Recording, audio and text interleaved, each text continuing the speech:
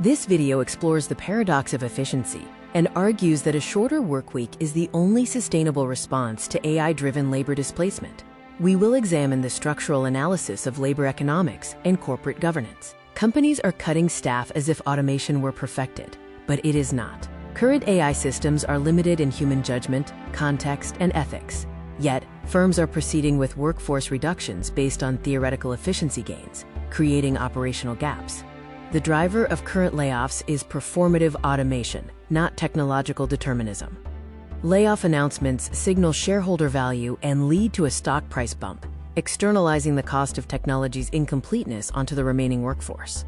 Executive incentives prioritize quarterly signals over long-term health. The structure of short-termism leads to immediate stock valuation increases, but a gradual erosion of institutional knowledge. In the context of AI, this pressure forces premature deployment and headcount reduction. The efficiency gap is currently being filled by human burnout. Work intensification covers the lack of genuine AI automation, as human labor manages automated errors and hallucinates code. Efficiency gains are often illusory and bought at the cost of system fragility. Individual rationality versus collective insanity is the fallacy of composition. While reducing labor costs increases profit margins for an individual firm, if every firm does this, aggregate revenue collapses, which is disastrous for the collective economy.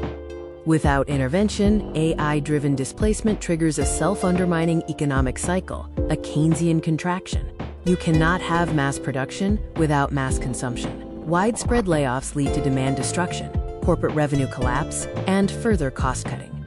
Corporate governance suffers from a fatal temporal mismatch. Layoff benefits are realized immediately for current CEOs. However, the consequences, like demand destruction, are realized over 5 to 10 years. Decision makers are insulated from these long-term consequences.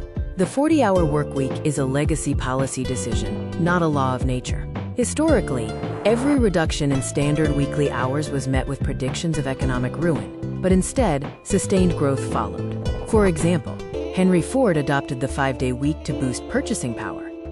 Reduced hours have historically correlated with increased per-hour productivity, a concept known as the productivity paradox. Leisure time is not lost economic time. The weekend effect created entire industries, like travel and entertainment, that drive modern GDP. Work time reduction is essential economic infrastructure, not a lifestyle preference. AI-driven labor savings can lead to concentration, resulting in high inequality. Or they can lead to distribution via reduced work hours, enabling shared prosperity and sustained demand.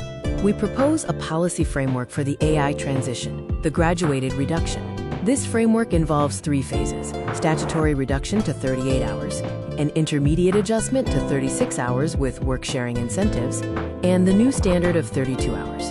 Income maintenance is critical to preserving economic demand. Minimum wage adjustments, tax incentives, and work-sharing programs are the pillars. If hours drop but wages drop proportionally, the policy fails.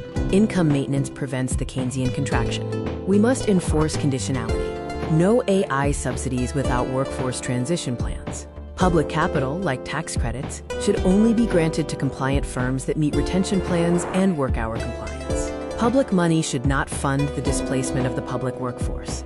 The competitiveness objection must be addressed through international coordination. Trade policy must link market access to labor standards. We should implement border adjustments or levies on imports and establish the 32-hour norm as a global baseline. The conditions for this shift are more favorable than in previous decades, creating a window of opportunity. This includes worker preference for time over grind, successful corporate pilots proving productivity, a generational shift, and economic anxiety over AI. We face 2 futures: the cost of inaction versus the dividend of action. Inaction leads to volatile markets and widening inequality. Action leads to shared productivity gains, time abundance, sustained consumer demand, and an economy that serves human flourishing.